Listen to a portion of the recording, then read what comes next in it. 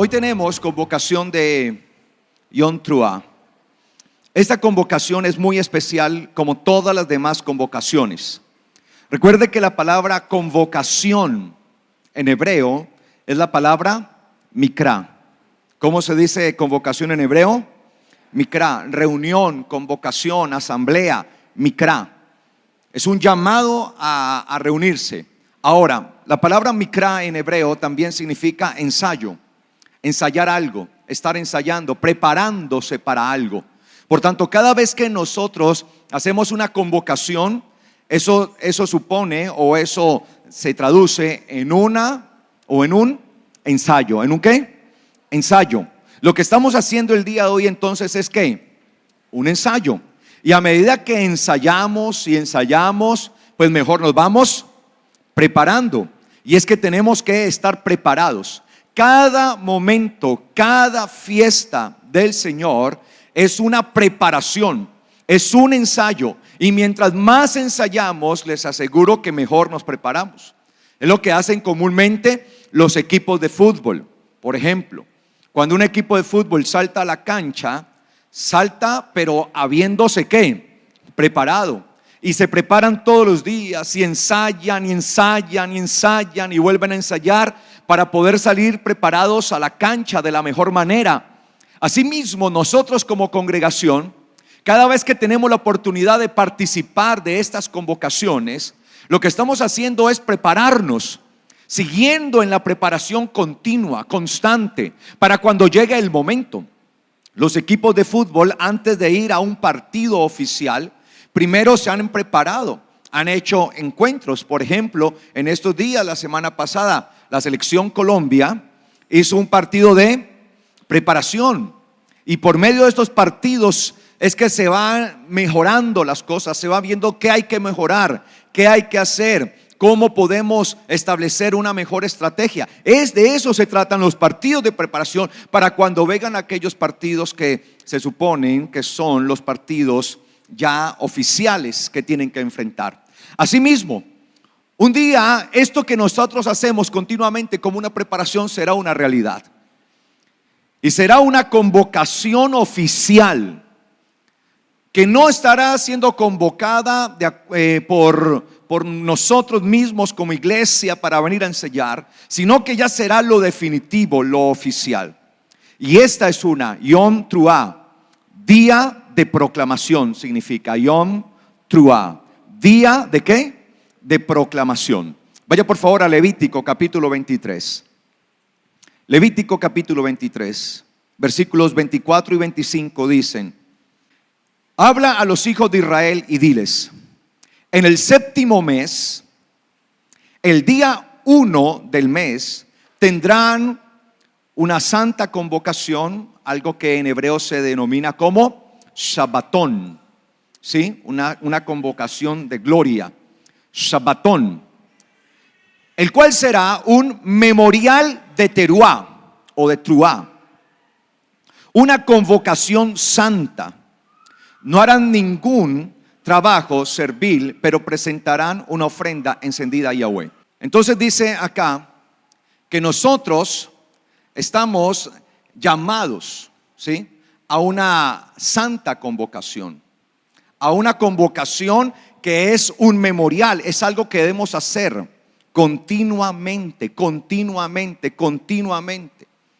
Y dice que esto es para Yahweh y se hace en honor a Él. Estas son las fiestas del eterno Dios, porque son momentos para Él, en los que nosotros nos preparamos para Él, nos preparamos para el eterno Dios, para cuando sea el momento real y oficial. Entonces tenemos acá que debía hacerse un memorial de Teruah, de proclamación. Teruah, proclamación o aclamación. Ahora, ¿qué significa la palabra proclamación? ¿Cuál es el significado de Teruah como proclamación? Primero, significa publicar en alta voz algo para que se haga notorio a todos. Es lo primero. Publicar en alta voz. Por eso hacemos muchas veces grito de Teruah, ¿sí?, que es una proclamación, es a levantar la voz para que se haga notorio a todos. Segundo, declarar solemnemente el principio o inauguración de un reinado u otra cosa. Truá se usaba para eso, para dar la proclamación de la inauguración de un reinado, es decir, del levantamiento de un nuevo rey. Tercero, se dice truá, proclamación de una multitud, de dar voces en honor a alguien. Cuando la gente empieza a dar voces en honor a alguien, empiezan a gritar en honor a alguien, eso es truá. Cuarto, conferir por unanimidad algún cargo. Es decir, que truá significaba conferir a alguien algo, entregar a alguien algo, conferirle un cargo. Quinto, dar señales inequívocas de un afecto de pasión por alguien. Cuando hago truá, estoy dando una señal de ¿qué? De pasión por ese alguien a quien le estoy dando truá. Y por último, dicho de una persona, declararse investida de un cargo, autoridad o mérito. Era el momento en el que una persona era investida de un cargo, de un mérito, de algo que se le había conferido. Eso tiene que ver con truá. Cuando se hace el grito de truá, eso es. Por eso en Números 29:1 también encontramos esto. Y dice Números 29:1. ¿Lo tiene allí? En el mes séptimo, el día primero, tendrán convocación santa y no harán ningún trabajo servil, pues será para ustedes Yom Truá. ¿Será para ustedes qué? Yom Truá. De acuerdo al calendario bíblico hebreo, hoy es el primer día del mes séptimo. Primer día del mes séptimo. Los judíos en su calendario hoy están celebrando algo diferente a Yom Truá. Los judíos hoy están celebrando Rosh Hashanah, que para ellos es el comienzo de año nuevo. Para los judíos hoy está empezando ¿qué? El nuevo año. Pero eso es algo equivocado. Eso es un error que tiene que ver con no hacer lo que dice la palabra, con no vivir conforme a la palabra. Porque el eterno Dios había ordenado un cambio en el calendario. Cuando Israel salió de Egipto, y eso lo encuentra usted en Éxodo capítulo 12, cuando Israel salió de Egipto, el Señor le dio una orden a Israel y le dijo: este mes será para ustedes el primer mes de todos. Y a partir de allí, aquel mes en el que ellos salieron de Egipto empezó a ser ¿qué? El primero. Hasta ese momento, antes de salir de Egipto, aquel mes era el séptimo, conocido como Aviv o Nisan, era el séptimo. Pero a partir de la orden que el Eterno dio, ese mes que era el séptimo, que era Aviv, que era Nisan, como se le conoce esos dos nombres, pasó a ser ¿cuál? El primero. Por tanto, el nuevo año no empieza en Tisre, sino en Nisan o Aviv. En este momento nosotros nos encontramos en el mes séptimo, es decir, el mes de Tisri. Pero lamentablemente usted ve que los judíos celebran ¿qué? El año nuevo. El año nuevo. Y hoy no estamos celebrando ningún año nuevo. De hecho, la Biblia ni siquiera habla de eso. Ni siquiera habla del mes séptimo como año nuevo. No habla de Rosh Hashanah para Tisri. La Biblia muestra siempre al mes de Aviv o Nisan como el primer mes. Por tanto, hoy es, de acuerdo a lo que dice la palabra, hoy es el ¿qué? ¿Mes qué? Primero. ¿El mes primero? ¿El mes qué? Séptimo. ¿Hoy qué mes es? El séptimo. Para los judíos es el primero, porque no hacen lo que dice las escrituras. Para nosotros, la iglesia, la congregación de Yeshua, los lavados por la sangre del Mesías, es el mes séptimo, de acuerdo a lo que enseña la palabra. Y dice que en el mes séptimo, el primer día, se habría de hacer ¿qué? Rosh Hashanah. Amén. ¿Habría de hacerse qué? Yom Truá. ¿Qué hay que hacer? ¿Rosh Hashanah o Yom Truá? Rosh Hashanah significa cabeza de año, es decir, comienzo de año. ¿Qué hay que hacer? ¿Comienzo de año o Yom Teruah? Yom Teruah. El problema es que hoy muchos están judaizando, practicando cuestiones del judaísmo. Y Rosh Hashanah es del judaísmo. Yom Teruah es lo bíblico. Lo bíblico. Eso es lo que Dios, el Eterno, ha establecido. Por eso dice acá, en el séptimo mes, el día primero, tendrán convocación santa. No harán ningún trabajo servil. Y será para ustedes Yom Teruah. ¿Será para ustedes qué? Yom Teruah. No sé cómo digan su Biblia en español, ¿cómo dice? ¿Será para ustedes qué? ¿Qué dice? ¿Será para ustedes qué? Sonar de trompetas, dice. ¿Será para ustedes sonar trompetas? Bueno, ahí no dice sonar de trompetas. Ahí dice Yom Teruah, ¿día de qué? De proclamación. Obviamente esto se hacía ¿con qué? Con trompetas, con shofarot, o el shofar, ese cuerno que tocamos acá. O se hacía también ¿con qué? Con la voz, porque con la voz también hacemos Teruah. Será tiempo, o Yom Teruah, Yom Teruah, el día de la proclamación de Yom, también lo podemos decir. Es decir, el día de la proclamación ¿de quién? De Yeshua para nosotros como iglesia. Porque cada mandamiento que hay en las escrituras tenemos que entenderlo a la luz de Yeshua. Si nosotros no entendemos cada mandamiento a la luz de Yeshua, vamos a estar divagando en las escrituras. Cada mandamiento tiene que ver con Yeshua. Y este mandamiento tiene que ver con Yeshua. Y tiene que ver con Yeshua primeramente en su nacimiento. En aquel nacimiento, en aquel momento en el que el verbo se hizo carne, el logos se hizo carne. Davar en hebreo, palabra, la palabra declarada por el eterno Dios, se hizo carne. Logos en griego, que significa razón. ¿Qué significa logos?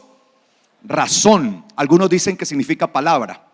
En realidad, logos no significa palabra. De hecho, ¿cómo se dice actualmente razón en griego? Logos, razón, el razonamiento, ¿sí? El razonar, ¿ok? Entonces dice Juan 1:14, por favor leamos Juan, hablando del logos, que es un título de Yeshua en griego, en hebreo sería davar. Dice Juan 1:14 en adelante, dice, y aquel logos se hizo ¿qué? Carne. Y aquel logos se hizo ¿qué? Carne. Y tabernaculizó entre nosotros, o habitó en tabernáculo. Y alguno dirá, y pastor, ¿usted por qué traduce y tabernaculizó si mi Biblia dice y habitó entre nosotros? Porque resulta que ahí aparece la palabra griega eskenosen.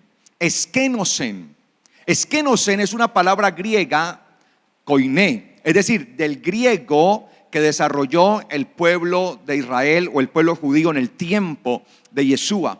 Es una palabra adaptada. Viene de la raíz eskenó, que significa habitar, pero habitar en un tabernáculo como lo hacían el pueblo hebreo cuando celebraba la fiesta de Sukkot. Entonces, eskenó habla de eso, de la acción de habitar dentro de un tabernáculo, de una enramada, tal y como se hacía en la fiesta de Sukkot o de tabernáculos, ¿sí? Por eso ahí yo le traduzco, ¿sí? Y tabernaculizó. De hecho veo que algunas Biblias haciendo correcciones, ya actualizándolas, están usando esa palabra. No sé si alguna Biblia que usted tenga allá, alguna Biblia que diga tabernaculizó o habitó en tabernáculo. ¿La tuya dice eso? La tabernaculizó, habitó en tabernáculo, eso. Porque esa es la palabra que aparece allí. Habitó como en un tabernáculo, porque este es nuestro tabernáculo actual, pero esperamos un tabernáculo de gloria, de lo cual vamos a estar hablando en la fiesta de los tabernáculos o de Sukkot. Y dice acá el verbo, aquel logos se hizo carne. Mira, aquel logos se hizo ¿qué? Carne, y tabernaculizó, habitó como en un tabernáculo en medio de nosotros. Y contemplamos su gloria, gloria como la del unigénito del Padre, lleno de gracia y verdad. Juan testifica de él y ha clamado diciendo: este es aquel de quien yo decía, el que viene detrás de mí es antes de mí porque era primero que yo. Juan es el que testifica de él y ha clamado o ha proclamado diciendo, ¿cuál es la proclamación de Juan? Este es aquel de quien yo hablaba, de quien yo decía que viene tras de mí. Es antes de mí porque era primero que yo. Y dice el versículo 16, porque de su plenitud tomamos todos. ¿Cuántos tomamos de él? Todos. Todo el que quiera puede tomar de su plenitud. Si el ser humano no toma a Yeshua es porque no quiere, no porque no pueda, porque él fue dado para que todos pudiésemos tomar de él. Por eso nadie tendrá excusa delante de Yeshua el día de mañana cuando venga a juzgar al mundo, porque los que no tomaron de su plenitud serán juzgados. Y serán juzgados precisamente por no haber querido tomar de su plenitud, por haber rechazado al Mesías Salvador. Y dice la palabra, sigue diciendo acá, porque de su plenitud tomamos todos. Es decir, gracia sobre gracia.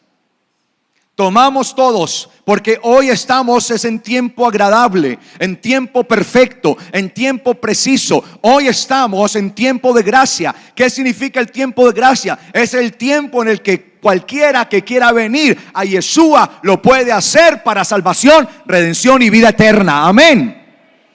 Pero ese tiempo cesará y ya no habrá más tiempo de gracia sobre gracia, sino que vendrá juicio sobre juicio. Entonces hay que aprovechar que tenemos el tiempo de gracia sobre gracia, es decir, una gracia desbordada, una gracia aumentada, una gracia donde todo el que quiera puede venir y someterse a Yeshua para ser lavado por su sangre, para ser limpiado y tener libertad y salvación por medio del nombre de Yeshua que vive para siempre. Amén. Alabado sea Yeshua. ¿Cuántos dicen amén? Y dice acá, porque de su plenitud tomamos todos, es decir, gracia sobre gracia. Ojo, como voy a leer este versículo. Esto es una traducción que yo les hago a ustedes. Y cuando digo que es una traducción que les hago a ustedes, no estoy diciendo que estoy inventando mi propia traducción, estoy torciendo las escrituras, no. Yo me he propuesto es hacerle justicia al texto bíblico con una correcta traducción. Porque lamentablemente nos encontramos con unas versiones de la Biblia que no tienen muy buenas traducciones y dejan ver como si dijera la escritura dijera otra cosa. Mire el versículo 17, léalo y escuche lo que yo lo voy a leer. ¿Sí? Así que la ley que fue dada por medio de Moisés vino a ser gracia y verdad por medio de Yeshua el Mesías. ¿Lo leyó en su Biblia? Pareciera que en algunas versiones dijera que la ley fue dada ¿por quién? Por Moisés, pero que Yeshua vino a dar ¿qué? Gracia y verdad, como si fuera ¿qué? Algo aparte. Pero cuando usted revisa el texto griego literalmente dice, así que la ley que fue dada por medio de Moisés esa ley vino a ser gracia y verdad por medio de Yeshua el Mesías. Es decir, que la ley es ¿qué? Gracia y verdad. ¿Qué es la ley de Dios? Gracia y verdad. ¿Qué es la ley de Dios? ¿Por medio de quién? De Yeshua. Cuando una persona recibe a Yeshua como su Señor, le reconoce como su Salvador, le reconoce como su Señor, la ley pasa a ser ¿qué? Gracia y verdad.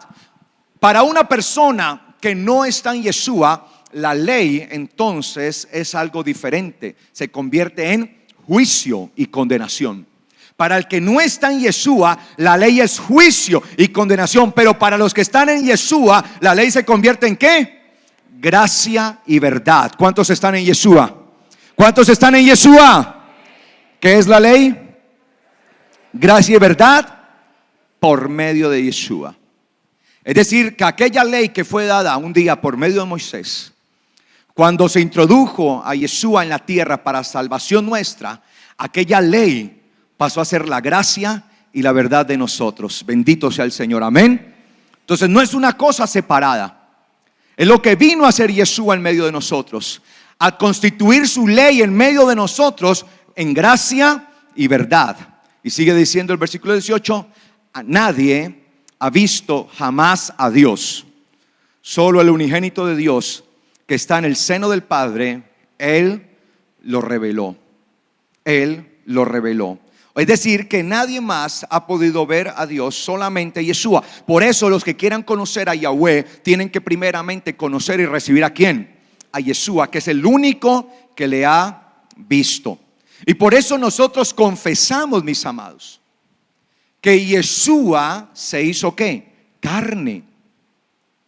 El principio de la maldición del ser humano está en rechazar a Yeshua como aquel que se hizo ¿qué? Carne. Él vino para que nosotros tuviéramos redención y se hizo carne. Por eso dice que tabernaculizó en un cuerpo en medio de nosotros, se hizo carne. El Logos tomó su carne, se hizo carne para habitar en medio de nosotros. Y por eso nosotros creemos que Él vino para redención nuestra. Y aquel que niega esto está en maldición. Mire lo que dice Primera de Juan 4:2. Primera de Juan 4:2 dice: en esto se conoce el Espíritu de Dios. Todo espíritu que confiesa que Yeshua Mesías ha venido en carne procede ¿de quién? De Dios. Y todo espíritu que no confiesa a Yeshua no procede de Dios. Y este es del anticristo. Ojo, los que no creen que Yeshua sea el Hijo de Dios, el Mesías, Salvador, ¿pertenece a quién? Al anticristo. Pertenece al antimesías, a aquel que quiere tomar el lugar de el Mesías. Dice acá: y este es del anticristo, del que ustedes han oído que vendrá y ahora ya está en el mundo.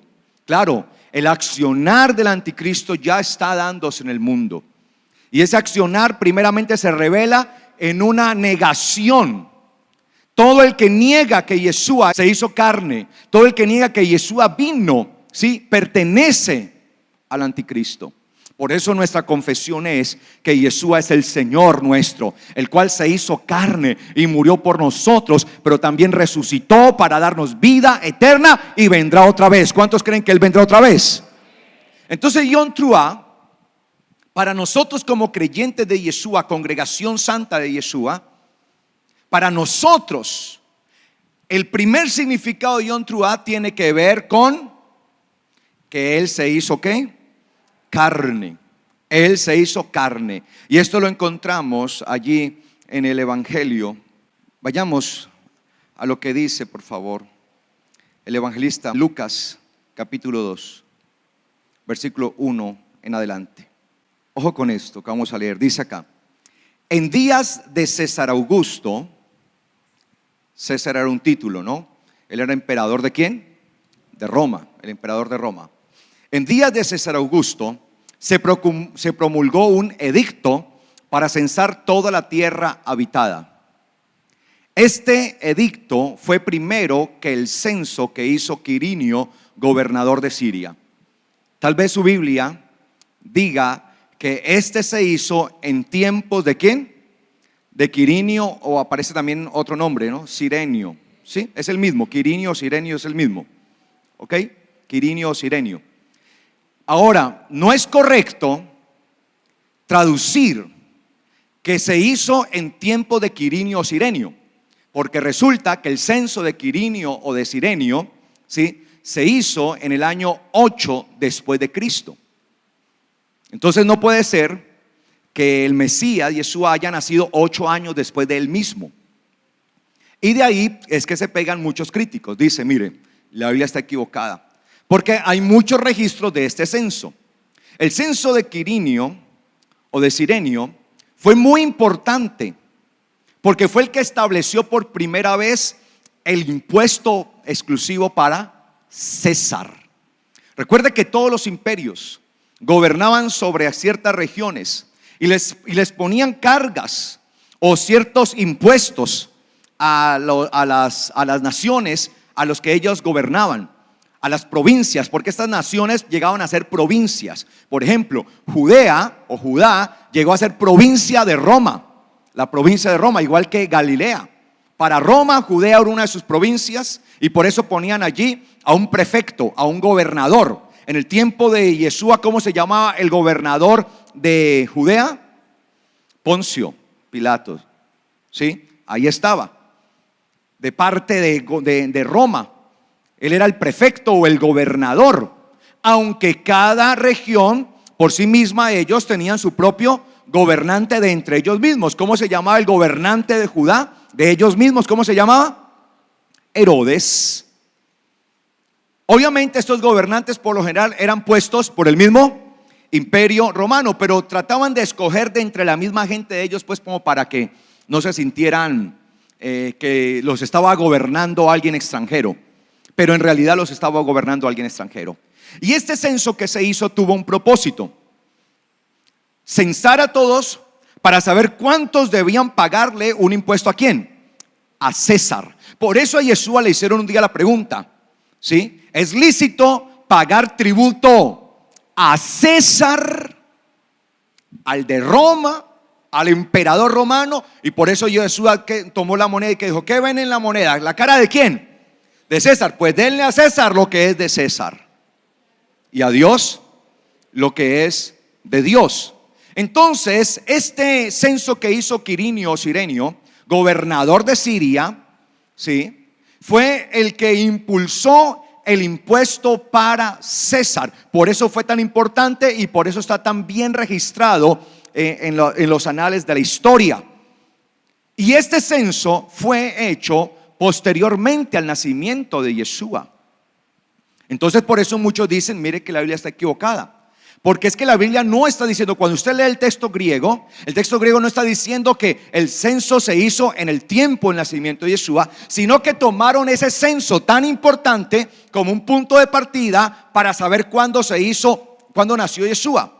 Yeshua nació en el censo que fue ¿qué? Antes de Quirinio. Y los censos romanos se hacían cada ¿cuánto? 14 años. Cada 14 años se hacía un censo para saber en cuánto estaba, cuánta gente habían anexado para sí mismo ponerlos a pagar ¿qué? Los impuestos respectivos. Cada 14 años. Es decir, que yo tomo desde el de Quirinio y me voy ¿qué? 14 años hacia atrás, y eso me da la fecha de el nacimiento de Yeshua. ¿Ok? Por eso los traductores de la Biblia tenemos la obligación de traducir correctamente las escrituras. Y no que ellas vayan contradiciendo la misma historia. Por eso acá yo hago esta traducción, ¿sí? En días de César Augusto se promulgó un edicto para censar toda la tierra habitada. Este edicto obviamente fue primero que el censo que hizo Quirinio, gobernador de Siria. Es decir, que fue antes de ese. Y dice acá: e iban todos a registrarse, cada uno a su ciudad. José subió pues de Galilea, de la ciudad de Nazaret a Judea, a la ciudad de David, llamada Betlehem. Betlehem, casa del pan, o Belén, que algunos le llaman, por cuanto era de la casa y familia de David, para ser inscrito junto con Miriam, María, su esposa, la cual estaba encinta. Y aconteció que mientras ellos estaban allí, se le cumplieron los días de dar a luz, y dio a luz a su hijo primogénito, y lo envolvió en pañales y lo recostó en un pesebre, fatne, ¿sí? Algunos dicen que lo recostó en un tabernáculo. Error, porque el texto griego no dice tabernáculo, sino que dice fatne, que significa abrevadero de animales o pesebre. Entonces yo no puedo tampoco torcer el texto diciendo que él nació en un tabernáculo o en una sucá. ¿Sí? No, dice la Biblia que nació en ¿qué? En un fatne, pesebre o abrevadero de animales. Entonces hay que decir las cosas siempre con la verdad. Yo no puedo tratar de torcer las escrituras, ¿sí? En un pesebre o abrevadero para animales, porque ellos no encontraron lugar en el alojamiento, y en aquella región había pastores acampando a cielo abierto. Ojo, ¿qué estaban haciendo los pastores? Acampando ¿qué? a cielo abierto, guardando las vigilias de la noche. Esa expresión, guardando vigilias. ¿Cuándo se usaba la expresión guardar vigilias? ¿Cuándo se guardaban las vigilias de la noche específicamente? Se hacía en un día específico, Yom Teruah. Porque Yom Teruah debía proclamarse en el momento en el que salía o se mostraba que la luna, porque se daba siempre con la luna nueva, y la luna nueva no se ve, es oculta. Claro, ellos no tenían la tecnología que tenemos hoy nosotros para saber y medir los tiempos. Entonces, cuando llegaba ese momento, tenían que estar mirando, atentos. ¿Y dónde tenían que tener su mirada? Allá en el cielo. Eso es un símbolo para nosotros. ¿Dónde debe estar nuestra mirada? En el cielo. ¿A quién debemos estar mirando y esperando? A Yeshua. Puesto los ojos en Yeshua, el autor y consumador de la fe. Y ellos estaban allí expectantes. Ahí estaban esos pastores mirando, observando, guardando. ¿Sí? Guardando, guardar, observar las vigilias de la noche. Y estaban observando. Mire que no estaban guardando sus rebaños. Estaban guardando ¿qué? Las vigilias, para mirar en qué momento de la vigilia se asomaba aquel pedacito de luna, para entender que había empezado el tiempo de Yom Teruah. Todos esos datos son necesarios entenderlos para saber cuál era el tiempo y el momento. Entonces dice allí que ellos estaban guardando aquellas vigilias de la noche, ¿sí? En medio de sus rebaños. Y un ángel del Señor se presentó ante ellos, mirando a las estrellas, mirando hacia el cielo, estando pendientes para darse la voz el uno al otro y decir, y que haya testigos y decir, mire, ya es Yom Teruah, ahora sí es Yom Teruah. Y cuando sucedía esto, se debía proclamar sonando ¿qué? Las trompetas. Y dice acá, y en aquella región había estos pastores. Y un ángel del Señor se presentó ante ellos, y la gloria del Señor los rodeó de resplandor, y tuvieron gran temor. Pero el ángel les proclamó. ¿El ángel qué hizo? Les proclamó. Mire, por eso Yom Teruah, día de ¿qué? De proclamación. El ángel les proclamó. Un ángel mismo vino trayendo proclamación y les dijo, no teman, pues he aquí yo les doy buenas nuevas que serán de gran gozo para todo el pueblo. Hoy les ha nacido en la ciudad de David, hoy les ha nacido en la ciudad de David un Salvador, que es el Mesías y el Señor. Y esto les servirá de señal: hallarán a un niño envuelto en pañales y acostado en un pesebre. Y repentinamente, junto con aquel ángel, apareció una multitud del ejército celestial, alabando a Dios y diciendo, gloria a Dios en las alturas, y en la tierra ¿qué? Paz sobre los hombres de buen pensamiento. ¿Paz sobre quiénes? ¿Sobre los hombres de qué? De buen pensamiento. Algunas versiones traducen de buena voluntad. Bueno, está bien, ¿sí? Pero ahí dice literalmente de buen pensamiento. ¿Paz va a venir para quién? Para los hombres de buen pensamiento. ¿Y qué es un hombre de buen pensamiento? Es aquel que ha renovado ¿qué? Su mente. Y la mente la renovamos por medio del Mesías y su palabra. Yo debo estar renovando mi mente, transformando mi mente. Solamente paz vendrá para los de buen pensamiento, es decir, aquellos que su pensamiento está adaptado al pensamiento del Mesías, vive conforme a la voluntad de Dios, vive conforme a su palabra, vive conforme a su Torah. Si yo vivo conforme a su Torah, entonces tengo buen pensamiento. Paz vendrá para esos. Para otros no. Para los demás no. Por eso dice, gloria a Dios en las alturas y en la tierra paz sobre los hombres de buen pensamiento. Y aconteció que cuando los ángeles se apartaron de ellos al cielo, los pastores decían unos a otros, vayamos ahora a Belén, y veamos esto que ha sucedido, lo cual nos ha manifestado el Señor. Y apresurándose, fueron y hallaron juntos a María, a Miriam, a José y al niño acostado en el pesebre. Y después de verlo, manifestaron lo que les fue declarado acerca del niño. Y todos los que oyeron a los pastores, se maravillaron de las cosas que estos declaraban, que estos proclamaban, que estos aclamaban, todo lo que ellos decían. Entonces acá en este texto se nos muestra aquel momento de gloria en que el verbo, aquel logo, se hizo ¿qué? Carne, y habitó ¿qué? Entre nosotros. Y nosotros creemos que él vino ¿qué? En carne, y que vivió y se hizo hombre para morir por nosotros, para darnos perdón de nuestros pecados, a fin de que tengamos vida eterna. Pero así como él vino en carne, también se manifestará en gloria. Prometió que iba a venir en carne, lo cumplió. Prometió que iba a resucitar, lo cumplió. Prometió que iba a regresar, lo cumplirá.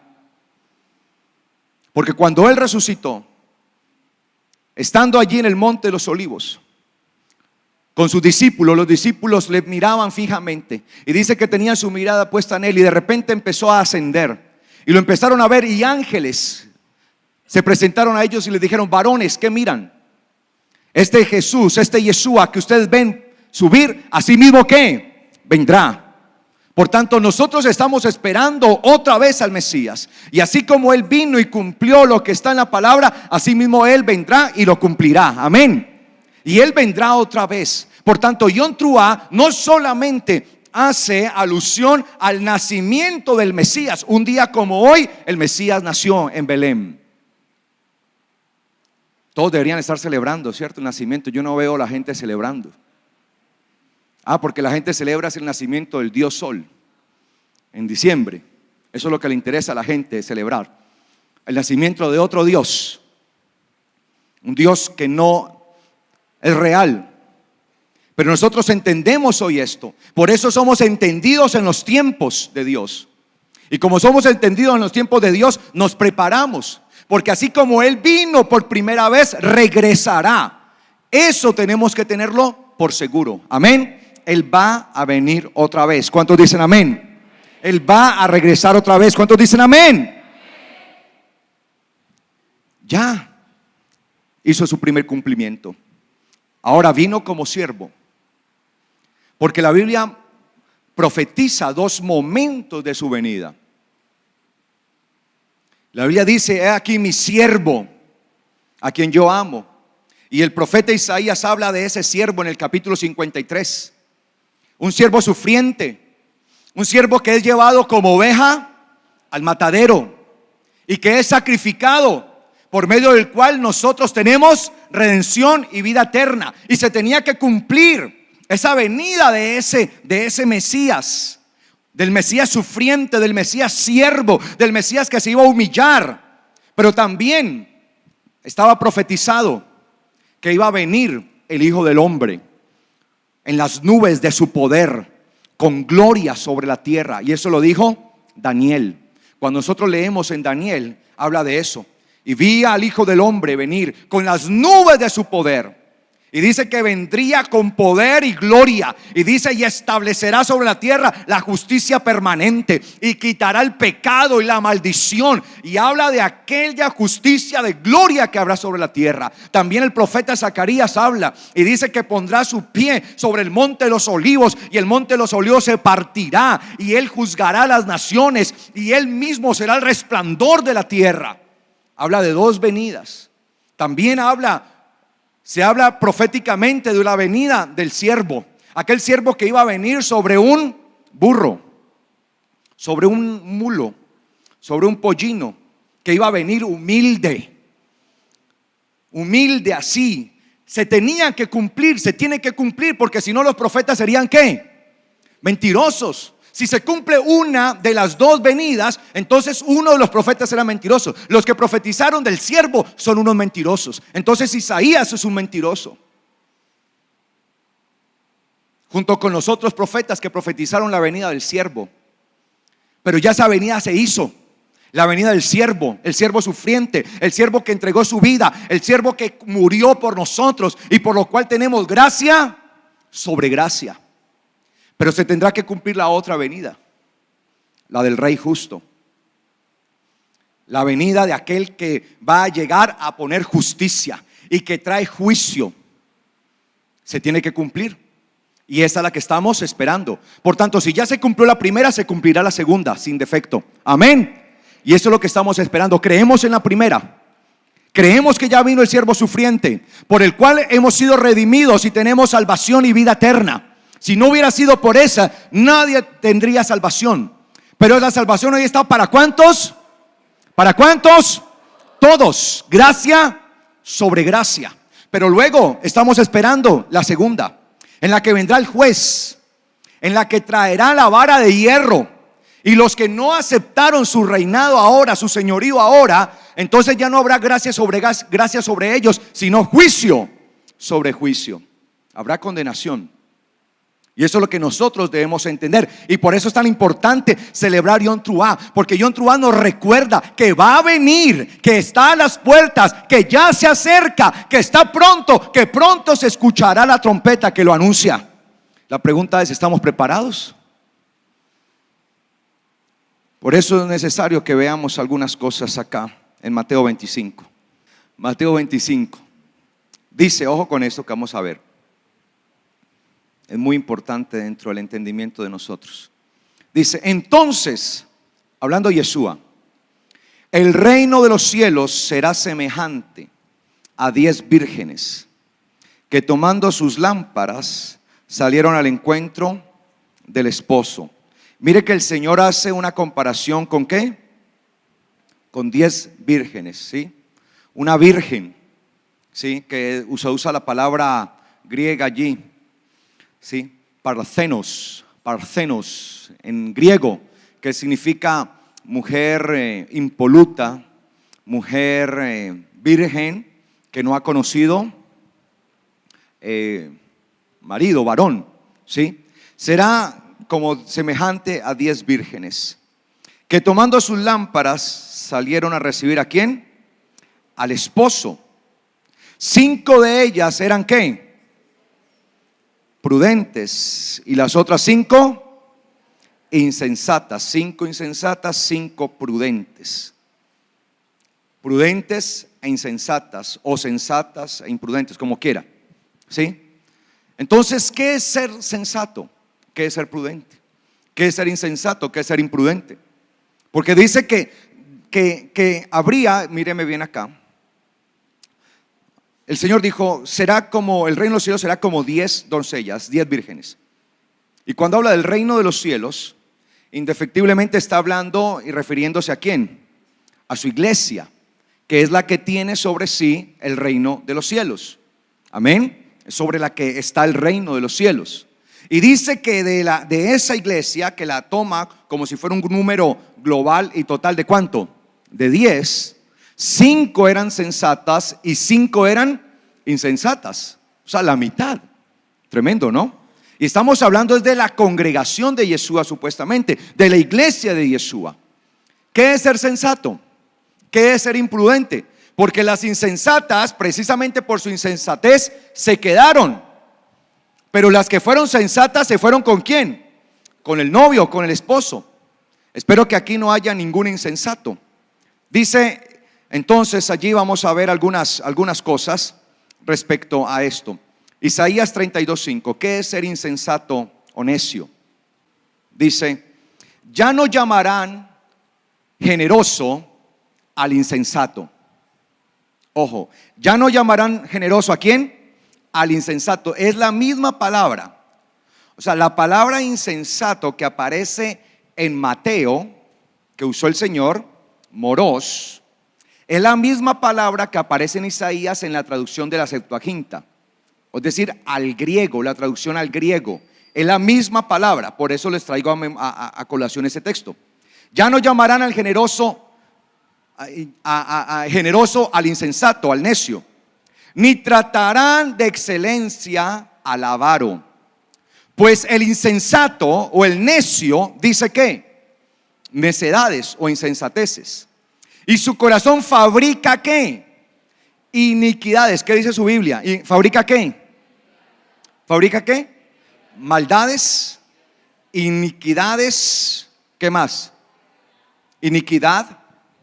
Para cometer impiedades, para blasfemar contra Yahweh, al dejar vacío al hambriento, al privar de agua al sediento. Ojo, pues el insensato dice insensateces, pues su corazón fabrica ¿qué? Iniquidades. Y la palabra griega que aparece allí en el texto de Isaías, estoy hablando de la versión de la Septuaginta, que es la versión griega de la Biblia, utiliza la palabra ánomos. ¿La palabra qué?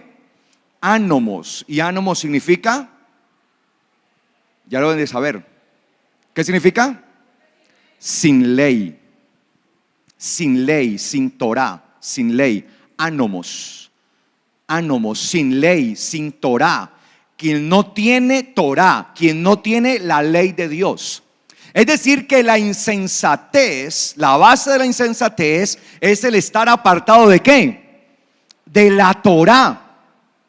Porque cuando el novio venga, muchas de las doncellas que están esperando, porque mire que dice que las 10 doncellas que estaban haciendo, esperando al novio, es decir, las 10 doncellas eran conscientes que el novio iba ¿a qué? A venir. Obviamente eso está hablando de la iglesia, porque el mundo, el impío, ni siquiera se le pasa por su mente que el novio vaya ¿a qué? A venir, que Yeshua vaya a venir. Pero en general, la iglesia en general, la congregación en general, en el mundo, la mayoría creen que el novio ¿qué? Va a venir. Es decir, que son conscientes que el novio vendrá. Pero a pesar de la conciencia, habrá unos que sean insensatos y otros ¿qué? Sensatos. Y la insensatez se basa en eso. Por eso le estoy tomando el mismo texto, porque la misma palabra insensato que usó el Señor para describir a aquellas mujeres que no se guardaban para Él, es la misma palabra que se usa en el texto de Isaías en la traducción griega, moros. Y dice acá que el necio habla necedades, habla insensateces, porque uno habla de lo que hay en ¿dónde? En el corazón. Y si en mi corazón no hay Torah, si en mi corazón no hay ley de Dios, ¿qué voy a hablar? Necedades. Y por eso usted escucha que desde los púlpitos se está predicando una cantidad de necedad, una cantidad de cosas que no son, que apartan a la gente de la Torah de Dios, en vez de acercarla a Dios, que el mismo Yeshua constituyó a la Torah en gracia y verdad. ¿Qué es la Torah? En Yeshua, gracia y verdad para nosotros. Gracia y verdad. Entonces dice acá, ¿sí? En la escritura, que su corazón fabrica iniquidades. Es decir, que cuando no tenemos la Torah cada día, nos estamos apartando más y más y más del Señor. Eso es vivir en insensatez. Y qué triste es saber que dentro de la iglesia de Yeshua hay una cantidad de personas que viven de esa manera, apartados de la Torah de Dios. Son los insensatos. Y es que Yom Teruah habla del momento en el que el Señor va ¿a qué? A venir. Y él lo habla en relación a una novia. Recuerde que una vez yo les explicaba a ustedes el proceso de cómo el novio se iba a preparar ¿qué? El lugar para ¿quién? Para la novia. Y después de un tiempo de preparar el lugar, volvía para tomar ¿a quién? A la novia. Pero él ya estaba comprometido. Cuando se iba a preparar el lugar era porque ya había ¿qué? Un compromiso. Y tanto el uno como el otro debían guardarse. ¿Sí o no? Se debían guardar el uno del otro. ¿Cuándo se consumaba el matrimonio? Cuando el novio tomaba a la novia y la llevaba y la entraba al lugar de habitación. Que la misma Biblia habla de eso, y eso lo vamos a ver más adelante en Sukkot, cuando habla de la Sukkah, ¿sí? En la Sukkah la llevaba y la entraba allí, a ese lugar de desposorio, en donde se fundían el uno al otro, y quedaba entonces allí el matrimonio como tal, legalizado. Por tanto, Yeshua está preparando lugar ¿para quién? ¿Para quién? Para la novia. aquella que es sin mancha y sin arruga, aquella que es sensata. Es decir, que si una insensata es aquella que no vive en la Torá, ¿quién es el sensato? ¿Quién es la novia sensata? La que vive ¿qué? Y espera en la Torá de Dios. Entonces dice la palabra, o nos enseña la palabra, que Yeshua fue a preparar ¿qué? Lugar. Luego vendrá a tomar ¿a quién? A su novia. Vendrá a tomar a su novia. Y esto se hacía en medio de los personajes muy distinguidos de la antigüedad. Cuando un hombre tomaba a una novia y este hombre era de una familia real o distinguida, entonces se aproximaba el novio, se aproximaba, y delante de él venían voceros con trompetas que empezaban a sonar, y a medida que sonaban las trompetas, que se iban acercando, las trompetas empezaban a escucharse más y más fuerte. Y había un vocero dentro de la ciudad que empezaba a decir: viene el novio, salga a recibirlo, viene el novio, salga. Le avisaba a la novia. Esto en medio de esa situación que se daba. Y se escuchaba la trompeta. A son de trompeta venía el novio. Y nosotros esperamos el sonido de esa trompeta cuando se empiece a anunciar que el novio ha llegado, y los que estén preparadas irán con él. Irán con él.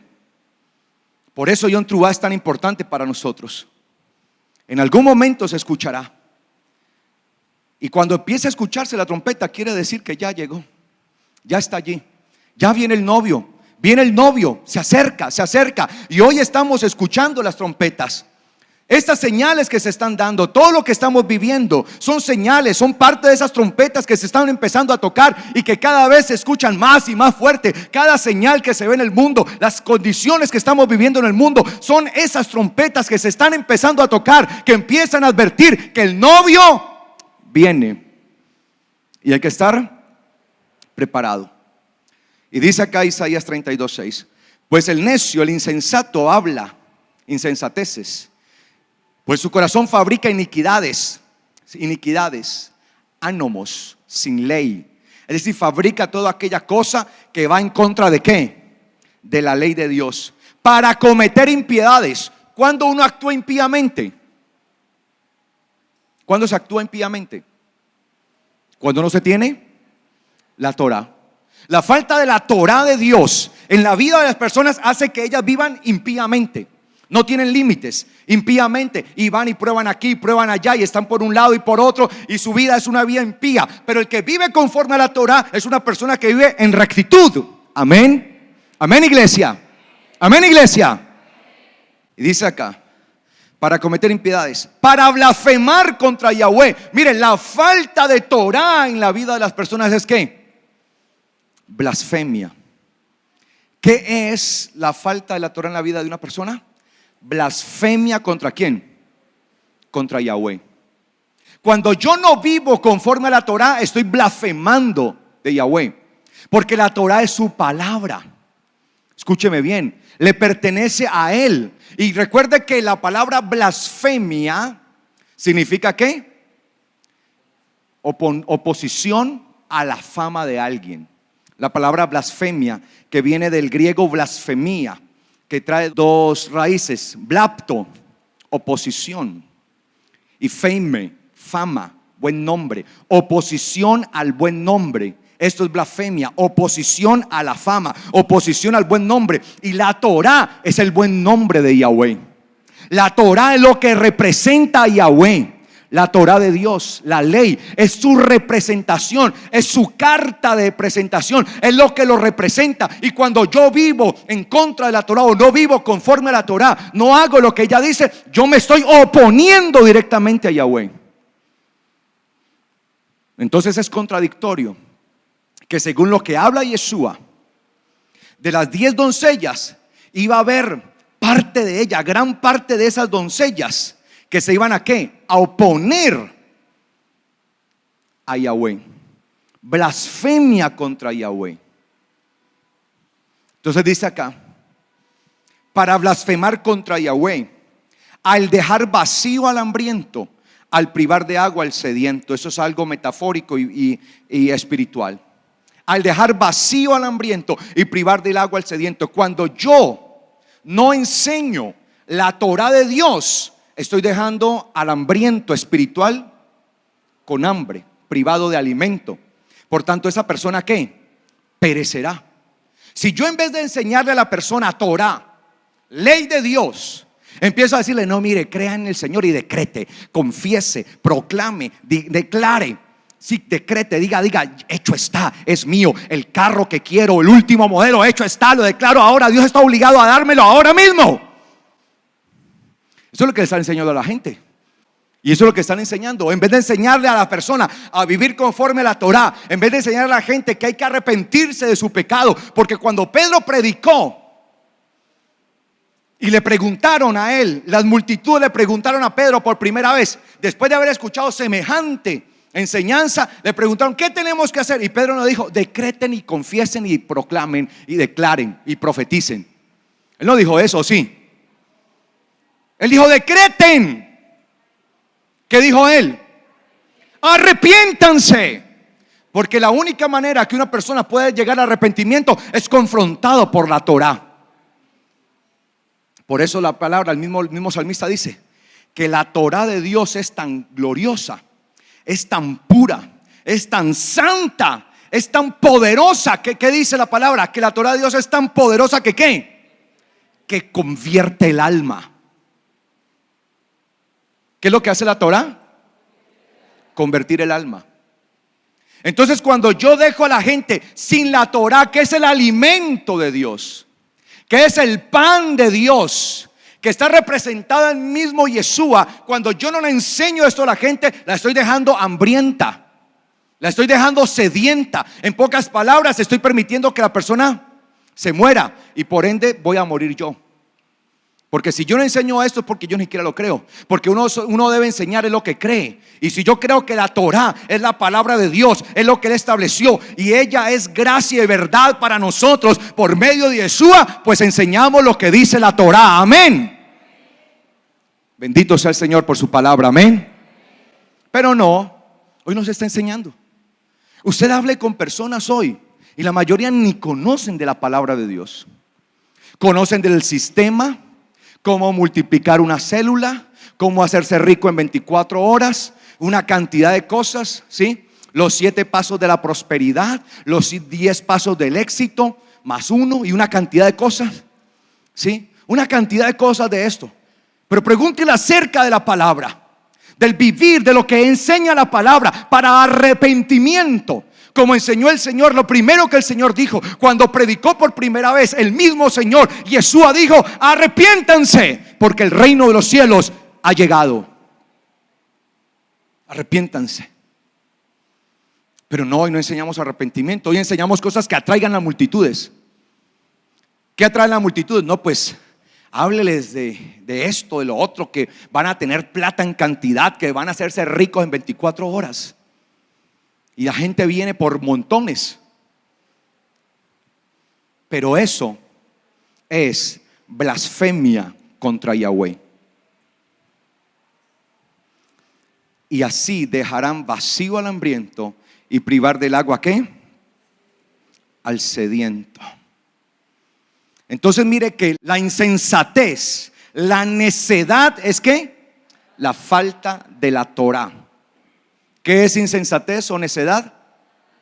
Falta de la Torah de Dios, de la ley, de la instrucción de Dios. Por eso Él muestra que hacia el final del tiempo, la que era su iglesia que le estaba esperando, 5, la mitad, el 50%, eran insensatas. ¿Qué quiere decir eso? Que la última iglesia, la última generación de aquella iglesia que viviría esperando o que iba a ver el retorno del Mesías, esa iglesia en su gran mayoría es insensata. Eso es una señal. Desprecian la Torah de Dios. Mire, por ejemplo, si apreciaran la Torah de Dios, hoy todas sin excepción, las congregaciones en el mundo estarían celebrando Yom Teruah como un recordatorio, un ensayo. Por ejemplo, hoy estamos ensayando y al dar esta palabra es lo que estamos haciendo. O sea, yo como siervo de Dios, tengo la obligación de preparar mi vida y prepararles a ustedes. Prepararles, como una novia que se prepara para su esposo. Y la forma de prepararles es hablándoles de esto. Las insensatas no tenían entonces la Torá. Su corazón fabrica iniquidades, ánimos, cosas o pensamientos que van contrarios ¿a qué? A la Torá. Mire, fabrican iniquidades o pensamientos contrarios a la Torá. Hoy nos basamos en cuestiones personales, sentires, una cantidad de cosas. A cada rato uno ve por allí por la internet a una señora que a toda hora tiene visiones de yo no sé qué. Esos días veía su Facebook allí que había visto unos demonios que subieron a un monte. Yo no sé, alguien vio, sabe qué estoy hablando. Subió a un monte muy alto, ya no me acuerdo cuál era, ella lo nombra ahí, ya ni me acuerdo cuál es, ¿sí? Y que empezó a haber manifestaciones de demonios y puso las fotos, ¿no? Unas nubes, que ahí están los demonios. Manifestaciones de demonios. Y la gente, uy, qué discernimiento tiene usted, profeta, qué bueno, yo quiero ser así cuando sea grande. ¿Ah? Qué triste. Y se la pasan detrás de eso y viendo demonios y viendo una cantidad de cosas, en vez de estarle enseñando al pueblo la Torá. A ser sensatos, porque la Torá trae sensatez, porque la Torá produce arrepentimiento. Y cuando el arrepentimiento viene a la persona empieza a actuar sensatamente, prudentemente. Entonces dice acá, Proverbios 14:6, dice, el burlador busca la sabiduría. 14:6, ¿lo tiene? Proverbios 14:6. El burlador busca la sabiduría, pero no la halla. Pero el conocimiento es fácil para quien tiene ¿qué? Sensatez.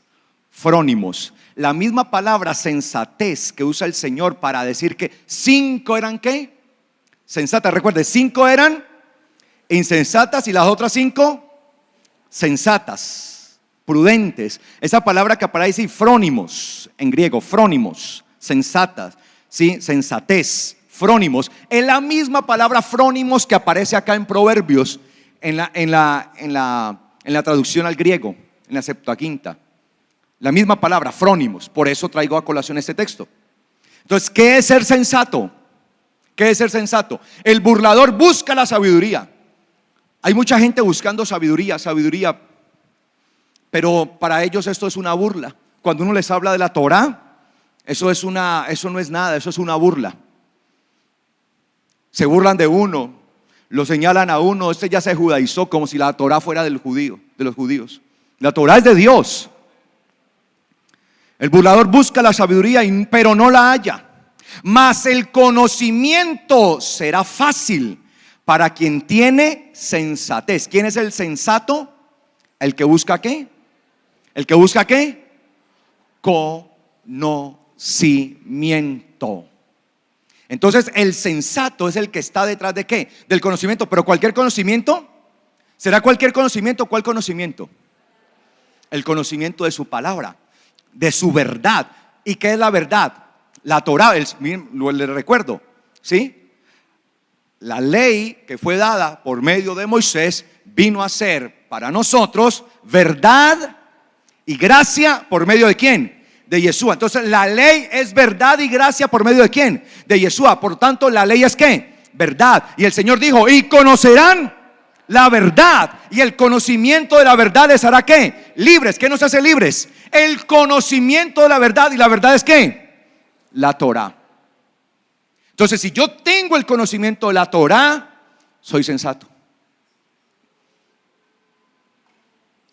Tengo que tener el conocimiento de la Torá continuamente. A medida que yo profundizo en el conocimiento de la Torá, que es gracia y verdad para nosotros por medio de Yeshua Mesías, cuando yo hago esto y tengo más conocimiento de la Torá y más conocimiento de la Torá, me hago más sensato quiere decir que me preparo cada día, ¿qué?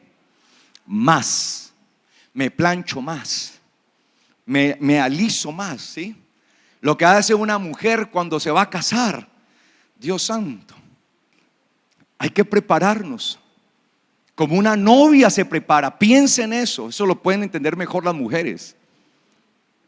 Cómo se prepara la novia para su novio. Ese momento, ¿sí? Como dicen, es que uno se casa una sola vez, ¿no? Dicen, y tiene que ser lo mejor. Y están allí y se prepara y se prepara. Eso es cuando yo tengo el conocimiento de la Torah y profundizo más y más y más y más en el conocimiento de la Torah, me estoy haciendo sensato, prudente, prudente, prudente. Pero los demás es un burlador, una persona que no le importan las cosas, ¿sí? Un burlador es un necio también.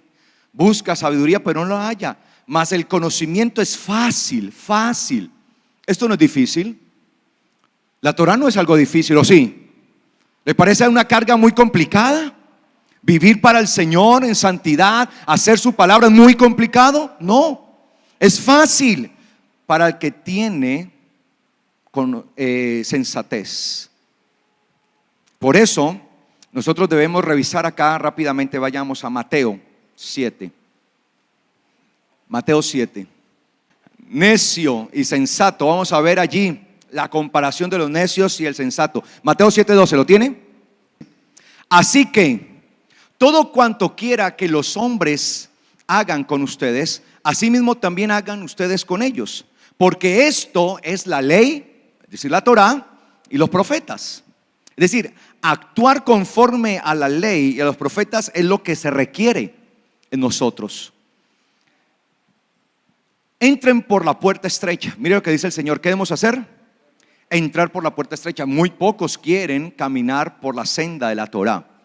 Entren por la puerta estrecha, porque ancha es la puerta y espacioso el camino que conduce a la perdición. Claro, es que es muy fácil caminar por el camino de perdición sin Torah, porque la Torah exige disciplina. Amén. Exige dedicación y compromiso, ¿o no? Sí. Por eso esto yo lo comparo como el tipo que le dice a la mujer: no, pues metámonos ahí, como la palabra, arrejuntémonos, dicen por ahí, ¿no? Algunos, ¿sí? Arrejuntémonos a ver qué pasa. Si un hombre le dice a una mujer: hagamos esto, ya desde ahí le está diciendo que yo no tengo ningún compromiso. Una relación de esas no tiene futuro, porque la persona que va a esperar, una persona que ni siquiera es capaz de prometerle algo y no, ahí a ver qué pasa, que ensayemos. Mientras cuando hay una pareja que de verdad se ama y preparan todo y hay un compromiso de parte y parte, pues esto tiene que salir adelante. Amén. Tiene que ser así o no. Entonces muchas veces el ser humano toma el camino de menor esfuerzo, y el camino de menor esfuerzo es el de la perdición. Ese es ancho, grande, no me tengo que esforzar mucho. En cambio, el camino que lleva a la salvación es estrecho, y hay que darlo todo con compromiso. Hay que darlo todo con esfuerzo, con disciplina. Hay que esforzarse para caminar por ese camino. Por eso muy pocos son los que lo eligen, y muy pocos son los que quieren entrar por ese camino. Por eso muy pocos heredarán el reino de los cielos. Y sigue diciendo acá: entren por la puerta estrecha, porque ancha es la puerta y espacioso el camino que conduce a la perdición, y muchos son los que entran por esa puerta, por la de la perdición. Cuán estrecha es la puerta y angosto el camino que conduce a la vida, pocos son los que la hallan.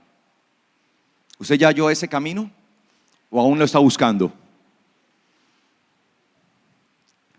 Guárdense de los falsos profetas. ¿Qué hace una persona sensata? Se guarda de los falsos profetas que mantienen profetizando de todo. Uno ve a los profetas verdaderos, sus profecías están basadas en el arrepentimiento. Arrepiéntanse. Y eso es lo que hacían profetas de aquel entonces. Aún Jonás, cuando llegó a Nínive, profetizó, y todo ese pueblo, ¿qué? se arrepintió. Y Jonás ni siquiera quería que se arrepintieran. O sea que no es por la persona que depende, sino que es que la palabra, porque si hubiera sido por Jonás, que los hubiera quemado el Señor vivos a todos esos de Nínive, por perdidos, por impíos, por perversos, por maldad. Y eso es lo que maldadosos, porque vivían en una impiedad tremenda. Eso es lo que quería Jonás. Jonás quería era que el Señor ¿qué? Los castigara. Y el Señor le dice: ve, Jonás, y predícales. Y Jonás sabía que si les hablaba la palabra como es, tal vez se iban a arrepentir. Y Jonás le dice: Señor, pero si yo les hablo y se arrepienten, yo te conozco a ti. Y yo sé que tú eres un Dios misericordioso que los vas a perdonar. Un Dios perdonador. Y el Señor le dijo: vaya, predíqueles. Y fue él. Y sin ganas tal vez les predicó. Y les predicó, ¿y qué pasó? Y se arrepintieron. Y entonces Jonás le dije: sí, ves, Señor, yo sabía, te conozco, ahora sé que los vas a perdonar, porque tú eres un Dios misericordioso, tardo para la ira y grande en misericordia. Es que esa es la palabra. Les predicó, pero no fue allá a decirles: decreten y profeticen. No, les habló que se arrepintieran, que iba a venir sobre ellos la maldición y la muerte. Pero hoy casi no escuchamos eso. Son los falsos profetas que profetizan una cantidad de cosas que no son. Se la pasan profetizando lo que no es, hablando en nombre de Dios cuando el mismo Dios ni siquiera los ha mandado a decir nada, viendo visiones. Y alguno dirá: es que es discernimiento de espíritu. No, Señor, discernimiento de espíritu es saber quién viene con una verdadera palabra y quién no. Entonces dice: guárdense de los falsos profetas, quienes vienen a ustedes vestidos de ovejas, pero por dentro son lobos rapaces. Por sus frutos los reconocerán. ¿Acaso se recogen uvas de los espinos o higos de los abrojos? Así todo árbol bueno da frutos buenos, pero el árbol malo da frutos malos. No puede un árbol bueno dar frutos malos, ni un árbol malo dar frutos buenos. Todo árbol que no da buen fruto es cortado y echado al fuego. Entonces el Señor dice: mire, guárdense de los falsos profetas. Y dice: por sus frutos los van a reconocer. Y uno dice: ¿cuáles frutos? Los milagros, las sanidades, todo esto, las profecías que dan. ¿Cuáles son los frutos? Vamos a verlos. Sí, porque es que a veces pensamos que los frutos son: mira ese mundo de milagros que hizo. No, esos no son frutos. El Señor no dijo: por sus milagros los conocerán, dijo: por sus frutos. Todo árbol que no da buen fruto es cortado y echado al fuego. Así que por su fruto lo reconocerán. Y mira lo que dice acá, el fruto: no todo el que me dice Señor, Señor, entrará en el reino de los cielos, sino el que hace ¿qué? La voluntad de mi Padre que está en los cielos. ¿Y cuál es la voluntad del Padre? Su palabra, su Torah. Esta es la voluntad. Entonces ya vamos viendo que el fruto depende ¿de qué? De la voluntad del Padre. Es decir, de hacer lo que el Padre ha dispuesto. Ese es el fruto verdadero. Y muchos se van a excusar con los milagros, con la profecía y todo esto. Mire, dice acá: no todo el que me dice Señor, Señor entrará en el reino de los cielos, sino el que hace la voluntad de mi Padre que está en los cielos. En aquel día, cuando el Señor ¿qué? Venga. En aquel día, ese día de Yom Teruah, de proclamación, del que estamos celebrando hoy.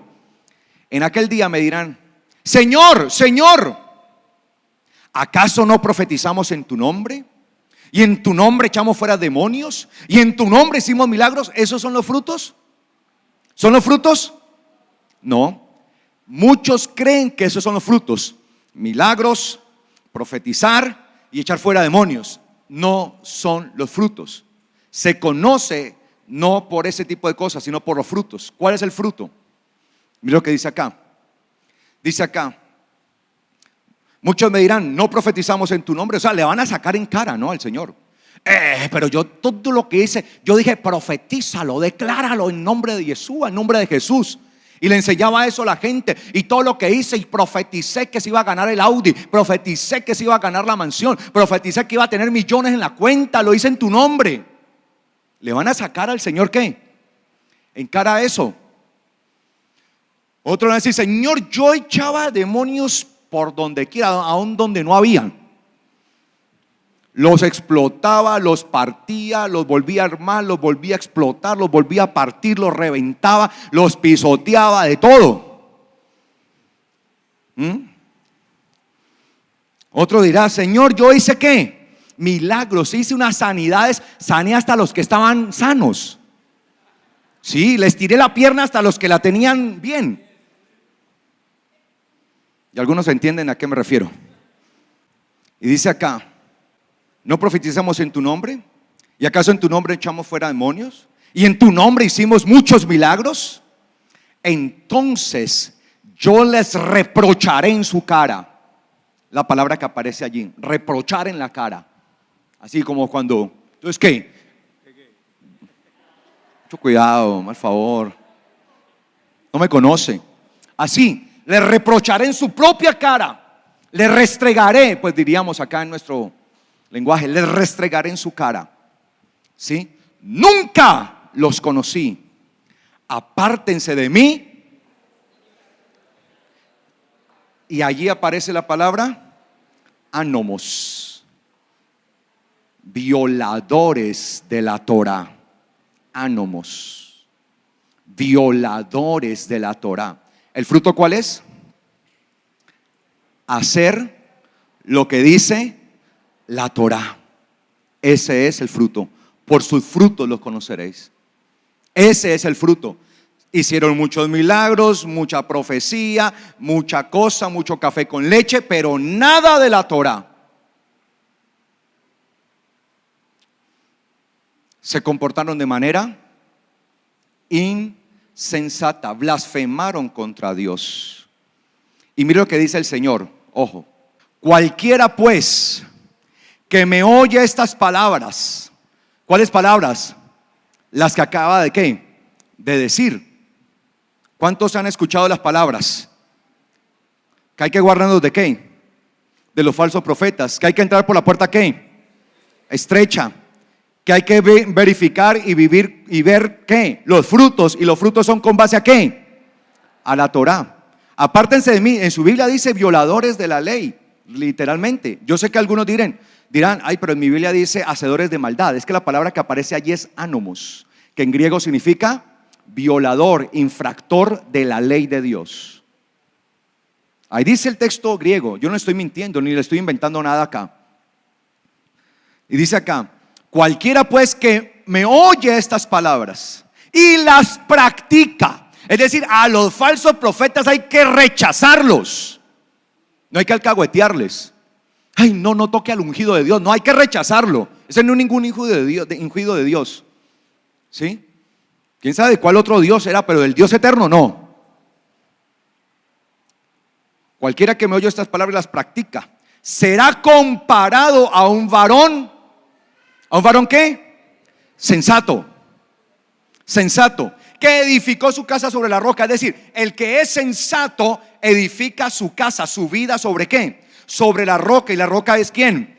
El Mesías. Y el Mesías es el medio por el cual la ley se constituye en nosotros, gracia y verdad.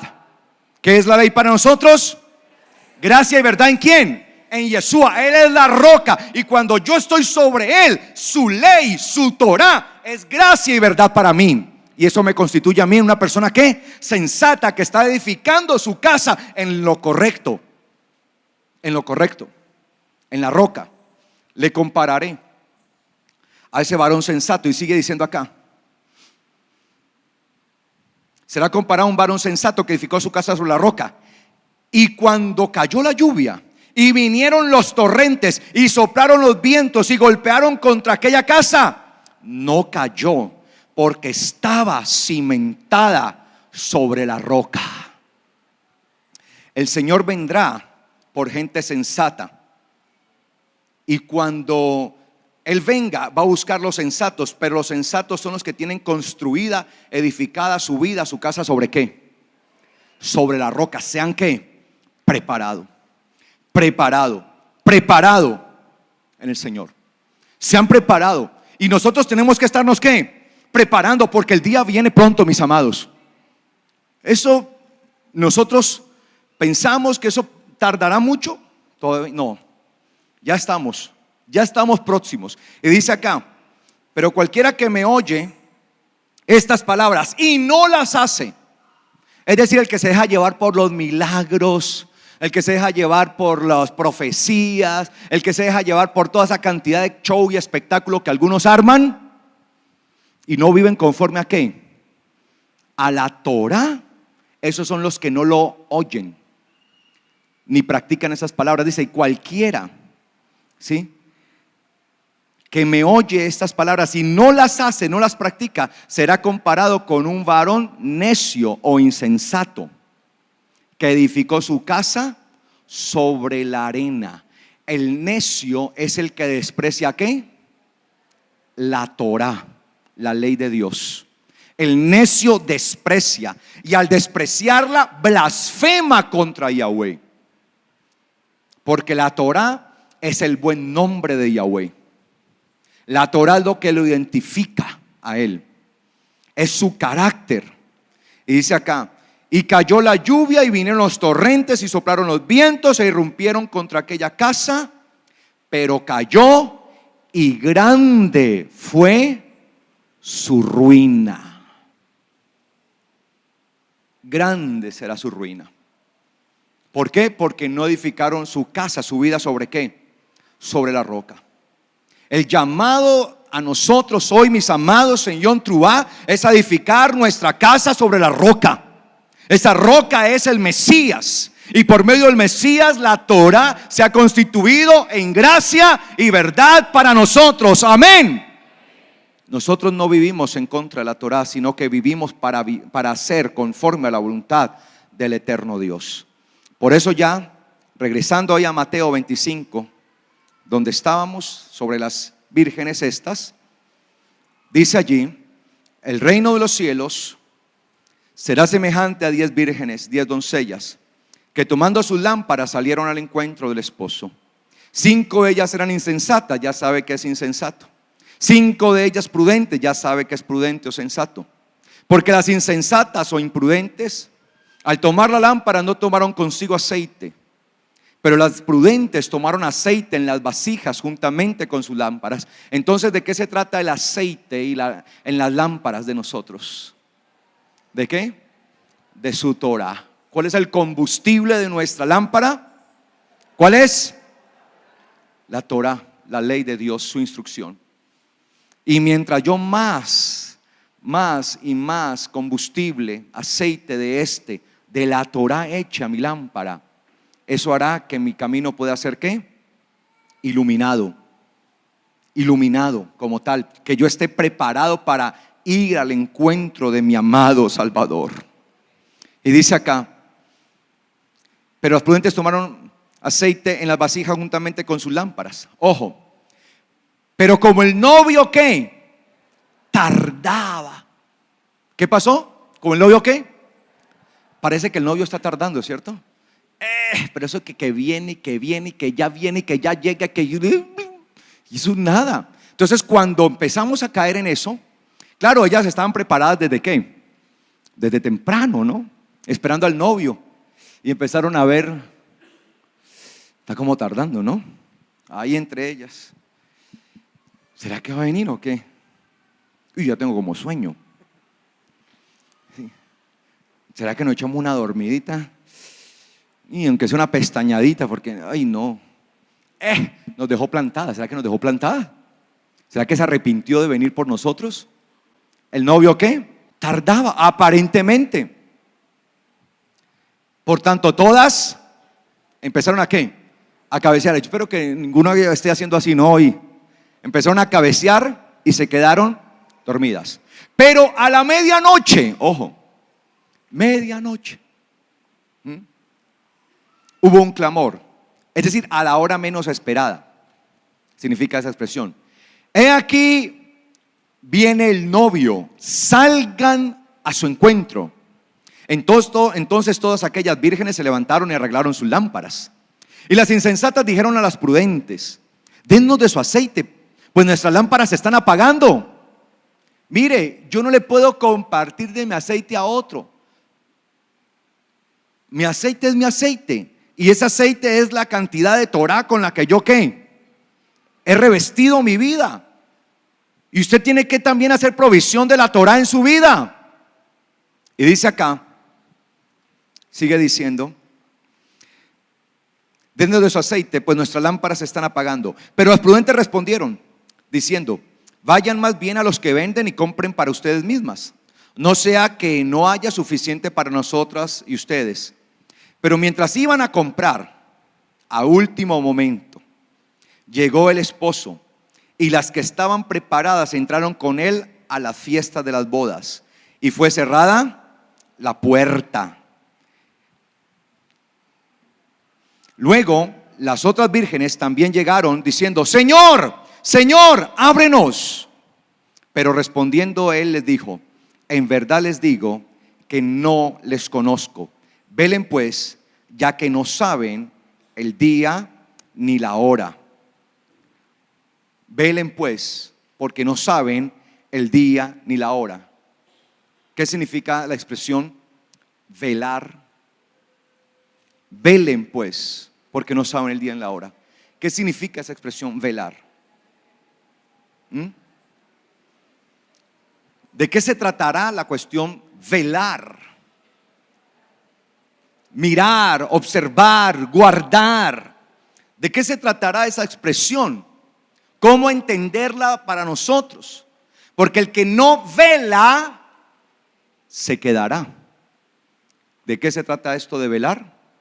Bueno, como estamos en medio de la fiesta de esta preparación, es lo que vamos a ver el próximo domingo. Yom Teruah es tiempo de preparación para el Señor. Amén. Coloquémonos de pies, por favor.